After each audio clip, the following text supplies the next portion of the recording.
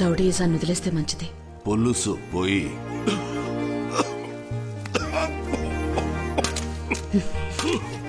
ఇది ఇలాగే కొనసాగిస్తే పుట్టబోయే వాళ్ళు సమస్యల్లో పడతారు. మేనమావలు మేముండగా సమస్యలు ఎందుకు వస్తాయి?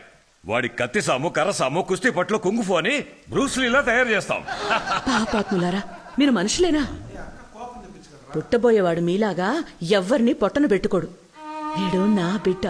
వీడిని నమ్మొచ్చిన వాళ్ళకి, సాయం కోరొచ్చిన వాళ్ళకి వీడు ప్రాణాలిస్తాడు. అమ్మా, నువ్వేదో మాట వరుస కంటున్నావు. మహాభారతంలో వచ్చే అభిమన్యుడిలాగా వాడు అన్ని కడుపులోంచి వింటూనే ఉన్నాడు. బయటకు వచ్చిన తర్వాత మా అమ్మ చెప్పినట్టు వింటారా వినరా అంటూ చండ్రాకోలతో అందరినీ తోలొచ్చేస్తాడు.